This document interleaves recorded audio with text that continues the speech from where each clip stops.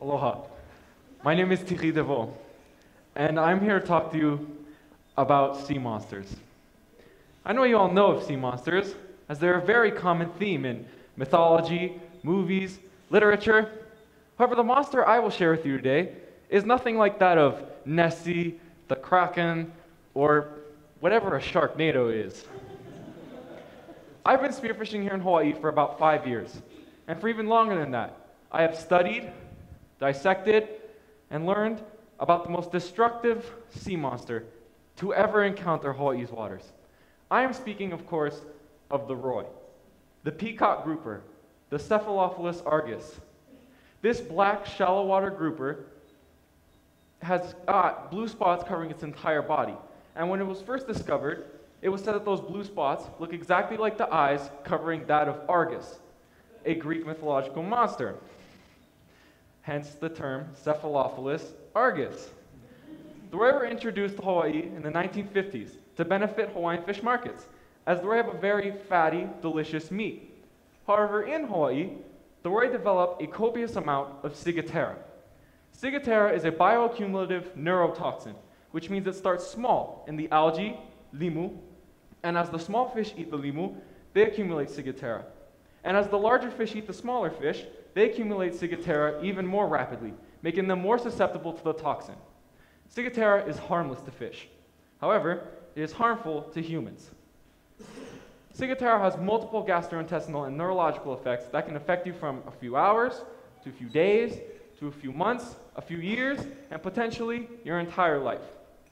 There is no concrete test for ciguatera, as it is odorless, colorless, tasteless, and cannot be removed by cooking. Ciguatera has a couple unorthodox methods of testing. One method is take a slice of tissue, feed it to a rat. The rat dies, poisonous. Another method is take a slice of tissue, place it near an anthill. The ants avoid it, toxic. I have never personally used these methods or heard of anyone I know using these, as it's not very concrete, and I wouldn't really trust mice and ants with the biology of human nature.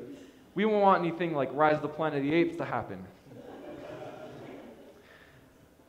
The roi are an extremely destructive predator, and because of the risk involved, nobody's eating them. About 1 in 4 roi tested from the Big Island were toxic. No one's eating them, as I said.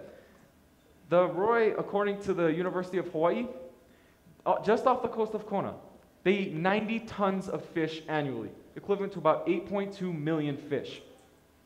Also, since the 1980s, their population has increased 15-fold. I have data showing that roi are not reduced to killing just fish. This was a display, as you could say, of the internal stomach components of roi. What I would do is I would cut open the roi, open their stomach, revert it, and place whatever I found on this table.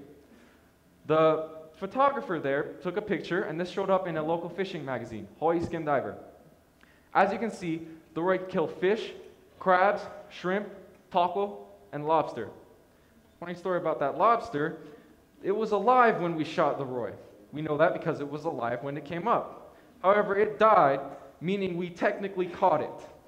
We shot the roi, meaning we technically shot the lobster, which is a no-no. If you can't see, the lobster is about 4.5 inches long, way under the legal size limit. This was done during July, out of lobster season. No one tell the DLNR. The roi are able to eat such extreme amounts of fish because of their recent introduction.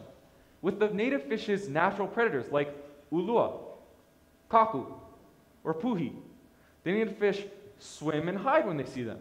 But with roi, they swim right up to them. And because of these easy feeding methods of the roi, we get these extreme sizes. In their natural habitat, roi grow to about 323 grams. In Hawaii, they grow to about 723 grams. However, I know of multiple people, including myself, who have caught much larger. These are a couple of pictures that my diving buddies and I have caught over the years. A couple of them are here. They shot the small ones. As you can see in the bottom, there's a sunscreen bottle for comparison. That bottle is about 8 inches tall, demonstrating the sheer size of these roi. I can't take credit for both, but I will take credit for the bigger one. Because of these extreme sizes, Roi spawning is now different. The Roi can now hold more eggs, reproduce frequently, and easier. Other than that, we don't know much about Roi spawning. We know that they're protogynous hermaphrodite, meaning they're born as females with the option to become males later in life. The average male-female ratio is about, female-male ratio, is 3.9 to 1. And the average sexual maturity rate is about 1.2 years or 20 centimeters. The easy feeding conditions, combined with the naturally nutritious tropical waters of Hawaii, we get these gigantic super predators that destroy everything.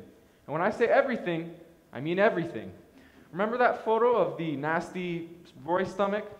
The photographer neglected to take a very vital piece of information in that photo. One of the Roi sampled had a massive chunk of coral in its stomach. Coral have enough problems, not just with these guys. The Roi,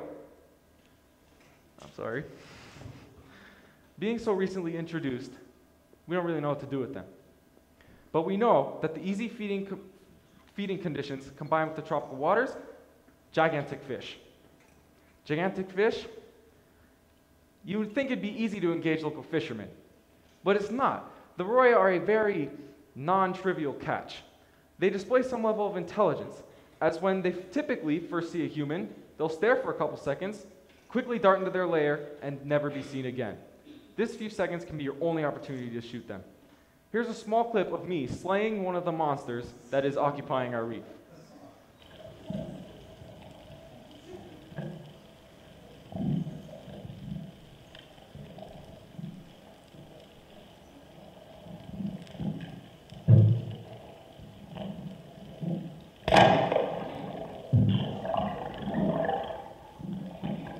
As you can see, not so trivial.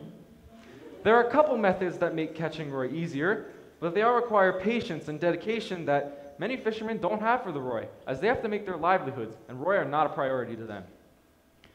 The Roi is an invasive species, which means there's no size limit, bag limit, or season.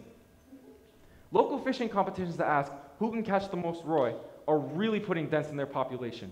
If we could have more of these tournaments and competitions to educate and engage the local population, we could get more people involved. Also, if we could give some sort of financial incentive or reward to farmers for taking Roi instead of regular fertilizer, they'd want to take Roi. However, as I haven't explained yet, the Roi make a great fertilizer. That's the only way you can eat them. When you grind them up and plant them into the earth, they replenish the nutrients in the soil. And because Ciguatera cannot pass through the cell wall, the crops grown from Roi do not accumulate the Ciguatera traits of the fish grown from them. I've actually eaten corn that was grown from Roi. I'm still here today to talk about it. I know giving financial incentives to farmers is a stretch. It's just an idea. But I do know this. Educating and engaging the public is the way that we will take down this monster that is the Roi and restore the native Hawaiian reefs to their former glory. Mahalo.